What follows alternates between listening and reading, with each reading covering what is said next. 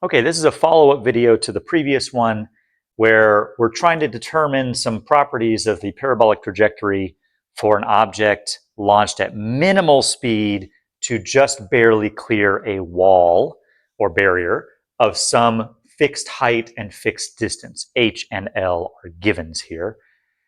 In the previous video, we learned that the minimum speed obeys this relation, that the speed squared is g times the sum of the distances r, which is the straight line distance between the launch point and the top of the wall that we're trying to hit, and h, the height of the wall. So in the previous video, we derived that using the AM-GM inequality. I'm going to do it a second time now with a different geometrical, more physics argument. And then if you want to try it with some calculus argument, you can do that too. We also found that the tangent of this angle theta, this launch angle, is given by this large triangle. Basically, the opposite side is this distance PR, which we showed was equal to this distance R, OP, and plus an extra h, and then divided by L. So that is the tangent from the big right triangle. So there's a few things I want to either mention or prove. We'll kind of do some here. First is I want to go back and show that if this is the launch speed that is minimum for reaching this point, the launch velocity and the velocity at that final point are perpendicular. We'll use a physics argument there. We already showed this actually, that OP, this distance, which we're calling little r, is the same as distance PR. So we have this isosceles triangle here. That comes from the fact that we showed r is actually equal to 1/2 gt squared in terms of its distance, which is also the deflection distance under the influence of gravity for a projectile. Then I want to show that the focus of the parabola that has minimum launch speed between these 2 points, is actually collinear with OP. In other words, the focus of this parabola lies on the line joining point O, the launch point, and point P, the top of the wall. We'll use the triangle inequality to show that. And then finally, I want to, if not prove, at least sort of discuss a little bit why this point of intersection of these two velocity rays actually lies on the directrix of this parabola. And that's actually a very interesting geometrical feature. I probably won't go too far into it just because a lot of geometry already, but it's related to some interesting properties of parabolas. So first off, let's look at case or point 1. Let's actually argue why these two should be perpendicular at the point of minimal launch speed. And you can kind of think about it from a physics perspective. If I'm launching this projectile to reach point P with the least amount of speed, then I probably don't want to waste any of my energy, kinetic energy, in having a component of the velocity that is not perpendicular to it at point P. In other words, if I launch this at some other angle that does not end up perpendicular to V at point P, that means my projectile is still actually moving away or towards my point O, or rather perpendicular to the direction V, when it reaches point P, which means I'm kind of wasted some of my energy moving in a direction I don't need to move in. To minimize this launch speed, I should have it so that V is completely orthogonal to my initial launch velocity, because if it wasn't, it means that I've spent more energy than I needed moving in a direction that is orthogonal to V, instead of having all of my energy going into a direction along V. So that's the physics argument why this should be true. I don't want to waste any energy moving in a direction that is orthogonal to point V when I reach point V. From that, by the way, we can rederive this result that we had here using kinematics. So let's recall that quite generically, I can write that V in the direction of U squared, and U can be any direction. We usually write it as either the X component or the Y component, but it can be any component, is going to be equal to the initial velocity in the direction U squared plus 2 times the acceleration, I guess I'll call it A for now, the acceleration in the direction u times u minus u naught, meaning the acceleration in the direction of u, the component of the acceleration along any arbitrary direction, and then the difference from your initial position in that direction to your final position in that direction. This is quite true generically. You can prove it pretty easily by going back to the kinematics equations in one dimension. Just make that dimension any arbitrary direction, not just x or y individually. We do tend to like x and y because in the x direction a is 0, in the y direction it's negative g, but I can choose any direction to make this true. And in particular, I want to choose the direction v naught. So if I let u equal v naught, what is that telling me? By the argument we just had for point 1, when it reaches point P, I do not want there to be any motion in the direction v naught. So this final velocity component in the v naught direction will be 0.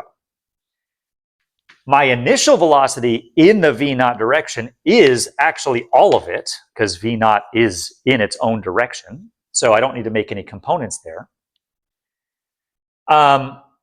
We'll figure out what to do with the AU in a second. And then we have u minus u naught. That is the direction along this v naught direction minus whatever the initial point is. We're starting at the origin, so u naught is, of course, 0. U is the question, how far did I go in the direction v naught by the time I get to point P? Notice by my geometry construction here, that's got to be OX. So we've already argued that this has to be a right angle. And now we can see that the direction, the distance that's covered in the direction of v naught by the time it reaches point P is this projection, which is, I'll call it OX. So OX is just the name of that segment's length. Finally, I need to know what is the acceleration component along the direction of v naught. Well, I know that the overall acceleration is g straight down. Since I'm thinking about a component of g, I'm going to need to do kind of a dot product. Notice it will be negative because this is the direction u, this is the direction a, so the direction between those is going to involve a dot product that'll be negative. And I can just write that as g, well, negative g cosine of some angle. Let's figure out what that angle is. Notice that the angle between v naught and a is actually theta plus 90. Maybe I'll move this over a little bit. 90 plus theta. And then we have OX here. Okay.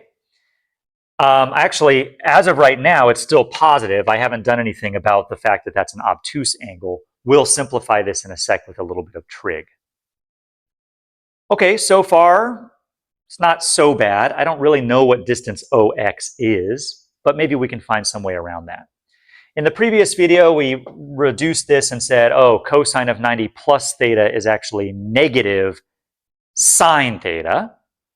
So we could use that. And that'll let me solve for v naught squared. This will become negative sine theta. I'll move this over so it'll be positive. I'll have a 2. I've got g. I've got sine theta. And this is all multiplied by OX. Okay, to finish this off, I just need to replace this sine theta with something convenient that hopefully will get rid of the OX. And a little bit of basic geometry will do that for me here. So I have 2g sine theta. Again, look at this giant right triangle. Here's theta. Sine of that angle will be the opposite side, which I'll write it down as QR. So that's that distance of the tall side there, divided by OR, the hypotenuse of this entire giant triangle. Now, it might look like, have you really simplified much? Yes, actually, we're almost done. So when I plug this in, I have 2g.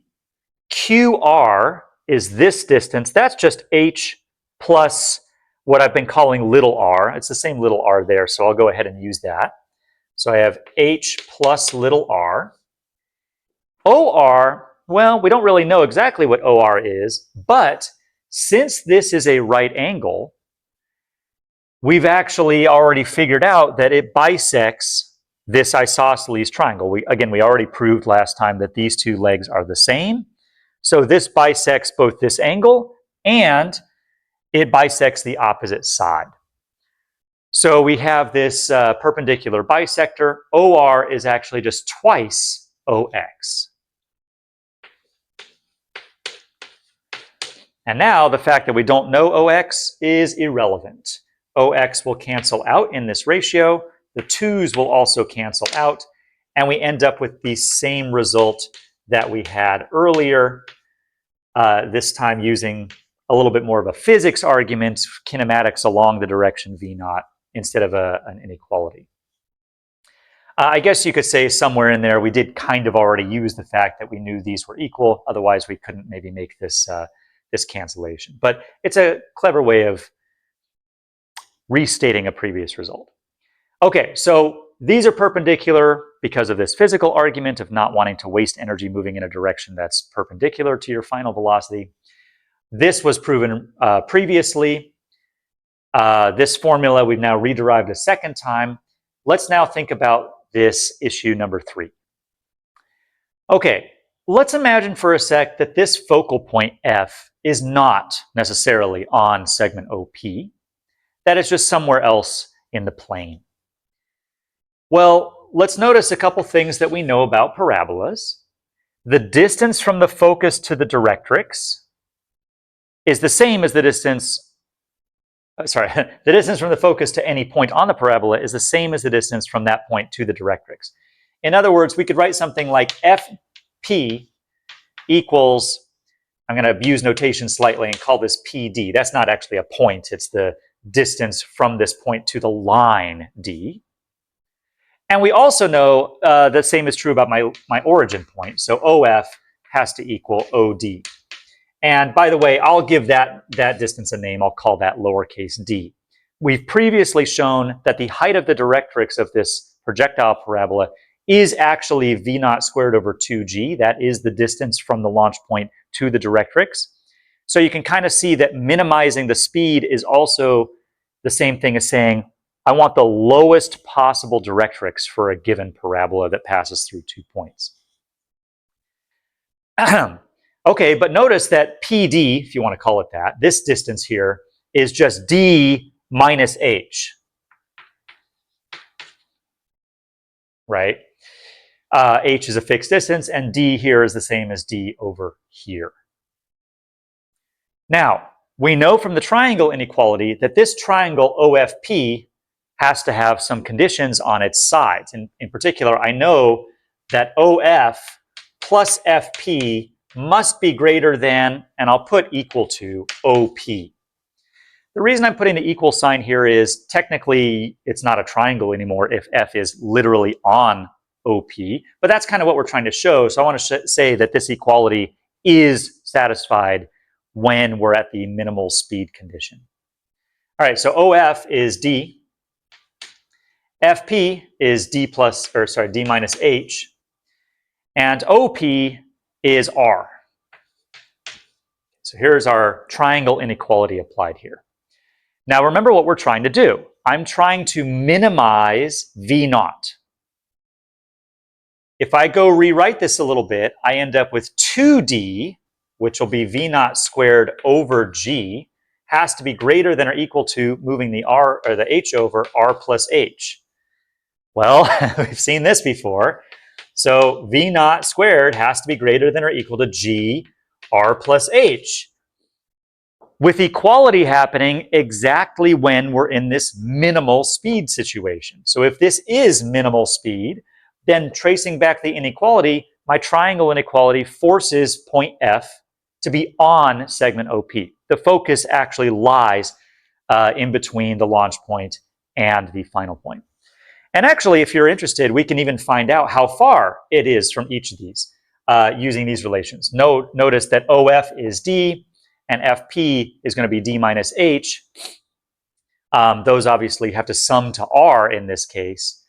and we end up with the distances in terms of r and h directly. In fact, one will be half their difference and one will be half their sum. So our final positioning of point F will be somewhere like right here. Remember that because this is a parabola, this distance here and this distance here are equal. In fact, we might as well draw a little circle here to remind us that these 2 points are equal because of the focus. Similarly, over here, we've got a nice big circle of a much larger radius. I won't draw the whole thing. The distance OF also has to equal the distance from O to the directrix. So these two circles are both tangent to the directrix, and they're tangent to each other at the focus of the parabola. So that's kind of interesting. Finally, I'm going to talk about, though maybe not prove here, I'll leave it as an exercise, to show that the intersection point of these two rays, or lines that contain the initial and final velocity vectors, we already showed they're orthogonal, but actually they lie on the directrix. This property is related to what's called the orthoptic of the parabola. An orthoptic of any curve is the set of all intersection points of perpendicular tangents. It's a mouthful. Let me break it down for you. Let's imagine I have any parabola I want. If you take all the tangents that are perpendicular to each other, so for example, these two, for example, are perpendicular to each other, but I could take any tangent. So for example, let's say I have some general parabola like this, and I have this tangent, and I find where it's also perpendicular to some other tangent. It turns out that all of the points that have perpendicular tangents to the parabola fall on the directrix of the parabola. It's a very interesting feature.